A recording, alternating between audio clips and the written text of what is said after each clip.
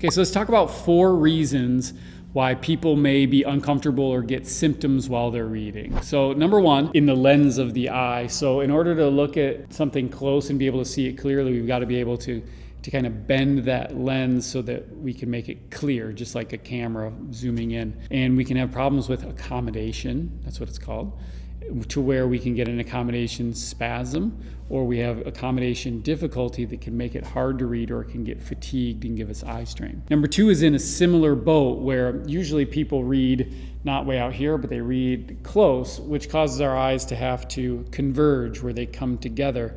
But that's an active process. It takes effort. And if people have problems in that system, then they can feel weak, where the eyes have a hard time staying in, or they can be so good at it that it stays strong and we get a convergent spasm, and then it's hard to then break that convergence and go back out into the world. These things, again, can give you headaches, can make you dizzy, can make your heart race, can make you feel short of breath, all of those things as well.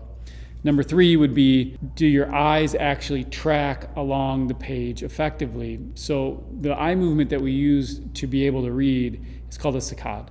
And it's where your eyes jump from point to point and they grab a little snapshot picture of the words, and then you process them in your head. But if your eyes are inaccurate or they're jumping around, those snapshots can kind of get out of phase or out of order, or they don't get read very clearly, and it can be very difficult to read. It takes a lot of energy. You may not understand it very well. Your eyes are jumping around the page.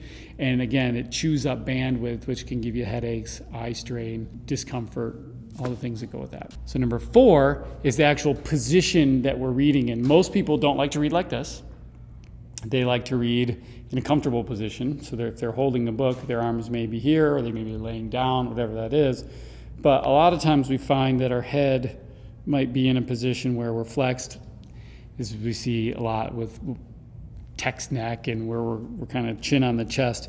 Over time, this can cause some problems with the structure in our neck, but it can also cause compression of some of the fun stuff we have in our neck, arteries, veins, nerves, and it can also irritate the joints. So even just that portion can make you feel lightheaded, can give you a headache, can make you feel hot and sweaty, any of those things that come with, effectively choking your brain. So those are the 4 things that you can think about, just quick and dirty, that might make it uncomfortable to read, that might give you symptoms while you're reading, let alone just the processing effect, being able to interpret that information, being able to kind of do the thing that is reading. So I hope that helps.